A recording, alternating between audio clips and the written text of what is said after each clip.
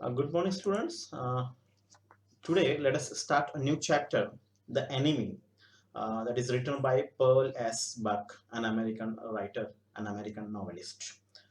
Actually, The Enemy can be categorized in uh, called genre novella. Novella. You might have heard of short story. You might have heard of novel. A novel generally used to be the longer that runs about 200 and 250, even longer. That may go up to 500 pages. That is called as novel. Whereas uh, a short story that runs 5 to 6 pages, 7, 8, maximum 10 to 12 pages. So this is the length of the short story, and novella that runs 200 to 500 pages. So this, if we consider the length of the stories and the plot that we uh, read, so the short story and novella, this particular text that is prescribed to you, the anime, is actually a novella, which is, in case of length, longer than short story and shorter than novel. So it is called as novella, a shorter form of novel. This kind of novellas, they may run near about 30, 25, 25 to 30 pages, or even it may go up to 50 also. So not as long as novel, or not as long as a fiction, uh, but not even as short as the short story. So it is a novella written by Pearl S. Buck. And Pearl S. Buck is a American writer, American novelist. Before going towards the story, actual story, let us learn something about the author. The author, Pearl S. Buck, is an American writer, as I said you, and she is a lady writer actually, and a very famous Nobel Prize winner. She was one of the most females who won Nobel Prize for literature. So Pearl Buck was a very eminent writer, eminent Nobel Prize winner, a lady, American lady. And she had written about most of it, though she is an American one, though she is considered, she is recognized as an American writer, but her writing is not American at all. She covered in her writing all the Chinese characters, Chinese plots, uh, and South Asian countries like Indonesia, Malaysia. So these countries have been covered in her writings. Its culture and its characters have been depicted in her writings, and it was because she lived almost half of her life in China and Indonesia, even in Korea also some part of her life she lived. So it is very obvious that whatever she had seen in China or in South Asian countries, she has depicted in her writing. And uh, you know that is why this particular text that is prescribed to you, the enemy, is also writing about the Asian people, Asian characters, Asian plot it is. So this was about the author of Pearl S. Buck. And one more thing is the striking feature of Pearl S. Buck, which she is recognized. That is, sometime the neo-colonialist criticism, the criticizers, the writers, they criticize Pearl S. Buck, uh, her being prejudiced outlook. Prejudiced outlook, generally what happens now, the American always, or not American, Western countries, these Western and Americans, they have always considered the Asian culture inferior one, and they try to present that their culture is inferior one. So though Paul Esbach has written about the Asian cultures, Asian characters and Asian plots, and she even glorified them, it's not the case that she has considered them inferior one. In fact, she has glorified one, she has appreciated them, but still her outlook was completely western one, completely American one, to look towards the uh, Asian country. Even in this novel also we could find this, that. And because of this, some writers, some criticizers, they criticize Pearl S. Buck for her bigoted and prejudiced outlook towards the Asian characters and towards the Asian culture. So she glorified the Asian culture as uh, the Western and American factors, the factors of the Western culture, the factors of the American cultures, their ideologies are found in Asian characters, in Asian people, in Asian culture, and that is being glorified, and that is why Paul S. Buck was criticized. So this was something about Pearl Buck. How she was criticized, we could see later. Let us come to the story. And before starting the story, one must know the setting of the story first. To understand the story better, we must know the setting. This particular story, the enemy, is about uh, the enemies of really the bloodthirst bitter enemies. जो एक दूसरे के खून के प्यासे होते हैं ना, उनको कहते हैं blood thirst bitter enemies. And this story is about also the bloodthirst enemies, America and Japan. Now, when the time comes of America and Japan, and when we say them or that they are the bloodthirst bitter enemies, nowadays we couldn't see the enmity between USA and Japan like this, as it was there when the Second World War was going on. Yes, the story is about the Second World War, and about it's a war story. This novel was published in 1942 when the Second World was going on, and it was almost 1 year past after the attack on Pearl Harbor by Japan. You might be well acquainted with the history. You have studied history in your schooling in ninth and 10th class. That international history you have studied that. And in the second World War, Japan has attacked. The first attack was done by Japan in America on the Pearl Harbor attack. Sorry, Pearl Harbor. So this was very famous, and because of that, the America was forced to come in the war, Second World War. Otherwise, America was nowhere in the Second World War earlier. But as Japan has attacked the Pearl Harbor, uh, so this has forced America into the war, and after that, there rise a bitter enmity between America and Japan. So that is why at that time, this America and Japan were considered as the bloodthirsty, bitter enemies.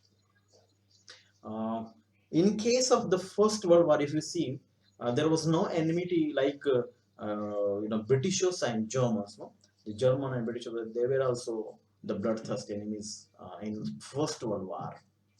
So the same way in Second World War we have the America and Japan. This time of the story is when the World War Second was going on.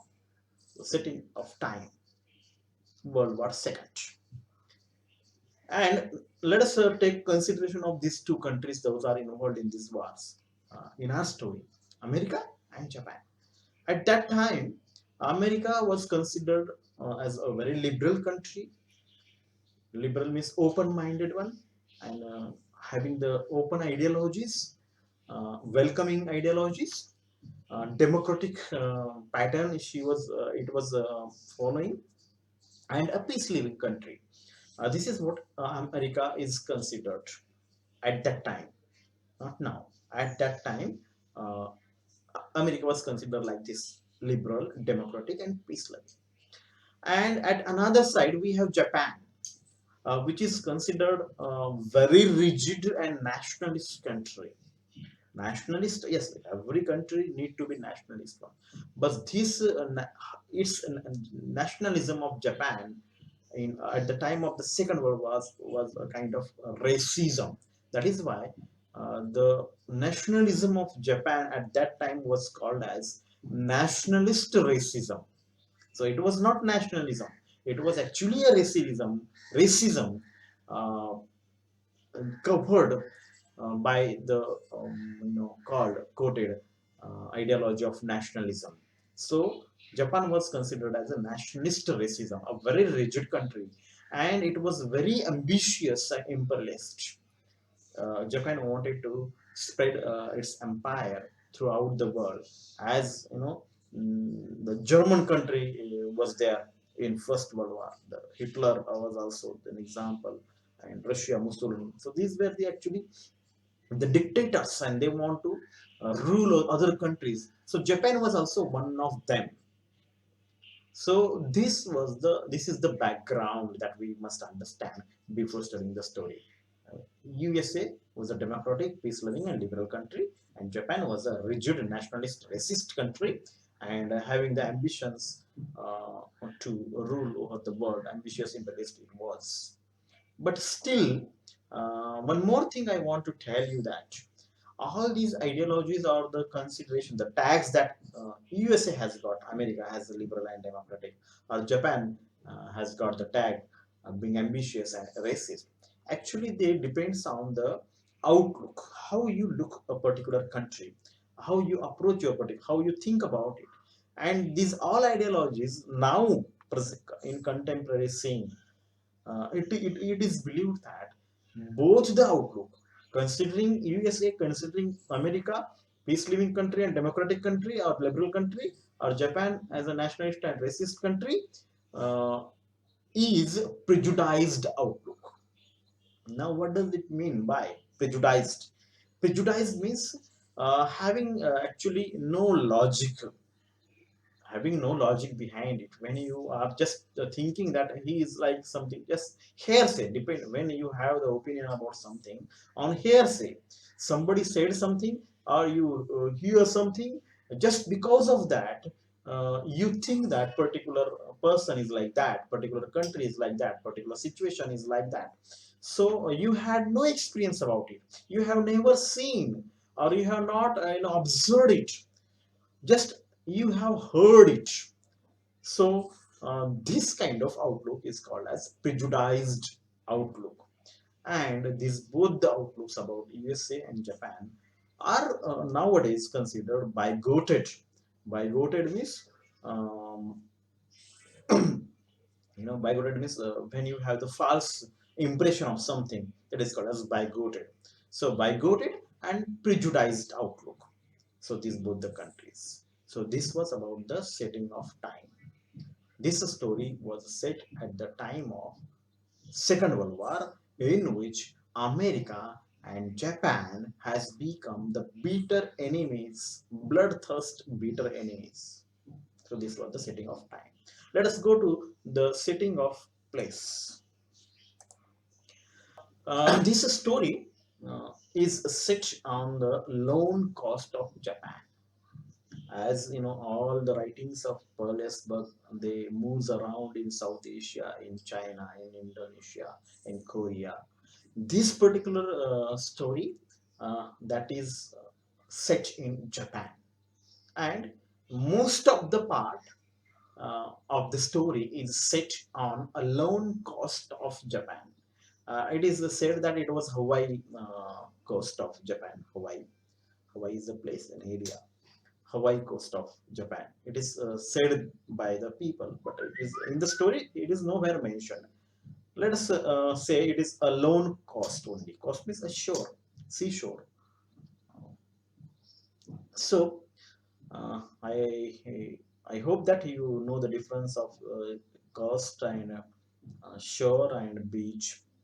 A coast is considered as the edge of the sea or the ocean, the land where the land ends, that is coastal areas, it is called as coastal areas. Okay, our India is also having a very lengthy coastal area, right from the Gujarat, It comes down to Kerala in India, covering the Tamil Nadu. It also go to the Pachim Bengal. Means most of the south part of India, half south part of the India, is having the coastal line. So the same way this Japan is an island, and this story is set on the coast. Beach is different. Beach is means where we have the we could go there, accessible area of sea coast. Accessible, the human being, we people can go there and enjoy. So that is called as beach, where generally we have the sand. We don't have the rock on the mountain and any other kind of geographic conditions. So accessible geographic conditions are called as beaches. So this is called as coast. So this story is set on the lone coast of Japan, where another the place where Dr. Sadao's house is there. On this lone coast, Dr. Sadao's house is there. Dr. Sadao is the main character of our story. We will see it later in the second slide. Uh, Presently, let us just focus on where the story is set upon. So it was the house of Dr. Sadao, and a very small part of this story is also set in the residence of General Chief General of Japanese Army. So the residence of Chief General of Japanese Army. So these are the some places where this story is set. Now the story starts, the beginning, how the story starts. It was a mysterious evening with the mist all around the coast and all around the house of Dr. Sadao. And this mist and this evening is uh, presenting a very mysterious atmosphere. And at such mysterious evening, an US sailor, which is actually the prisoner of war, who prisoner of war means uh, a person who is caught, a soldier who is caught in the war and is prisoned. So Yuddha Kaidi, you say in Marathi, Yuddha Kaidi, or even in India also, Yuddha Kaidi it is said. So prisoner of war, this sailor was, and he had run away from the prison. He has broken the prison and ran away. So an US sailor, prisoner of war, washed ashore, washed ashore means he is badly injured and washed by the waves. So he was caught in the sea waves and he was washed on the shore at the doorstep of Dr. Sadao. Now, who is Dr. Sadao? A chief surgeon of Japanese army. Dr. Sadao was chief surgeon of Japanese army.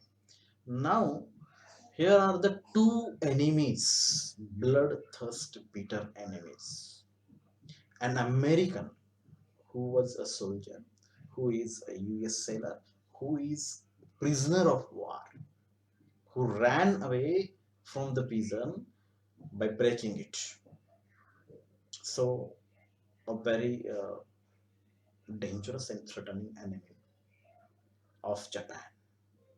At one side we have, and at another side we have Dr. Sadao, who is also the part of Japanese army, a chief surgeon he is. Now at the doorstep of this Dr. Sadao, the enemy is washed out in injured condition. So let us see how the story develops with the Dr. Sadao. What does he do with US with his enemy? Let us see it. But before that, let us again recount the characters that we are going to have in this story. Dr. Sadao's story. Dr. Sadao just now, the Tommy is the first character who was a US sailor, prisoner of war, and had watched at the doorstep of Dr. Sadao. Dr. Sadao is another main character of a story. He is a chief surgeon of the army in Japan, And not only that, he is a scientist also. He was working on the discovery of the wound healing completely. So he was scientist too. We have another major character, Hannah. Hannah is the wife of Dr. Sadao, who was always with Dr. Sadao, who follows him, who loves very much him. So Dr. Hannah is also there. There is another major character, that is Dr. Sadao's father. This Dr. Sadao's father is shown as a very caring and concerned father, actually. Less caring but more concerned father he is. And apart from this concerned father, he was also a very, very hardcore nationalist citizen of Japan. And we may also interpret his character as a racist also, because all the Japanese are shown in this particular novel as a racist one, except our main characters. All other characters are shown racist. Even the complete nation is tagged with the racist, nationalist racism. So Dr. Sada was one of them. Here is another character is there, Chief General. Chief General is the general chief of the Japanese army, who has a little role in this story. I will see what role she has in the latter. And we have also some miscellaneous character, like Yumi. Yumi is a matron of the children, who looks after the children of Dr. Sadao and Hannah. And we also have the gardener. We have also have a cook. All these are actually the servants in the house of Dr. Sadao. So very few character. And even the place that is that is covered in the story, that is also very small place, at the house of Dr. Sadao most of the time. Just in the beginning and at the end, we have seen, we will be shown the cost of Japan, cost, alone cost, and in between we have the residence of Chief General. So this was about the setting of time, setting of place, and setting of character and little background. So this was about today's all about the today's lesson, and I will continue the story, the summary of the story, in the next part. So till then, goodbye, have a nice day.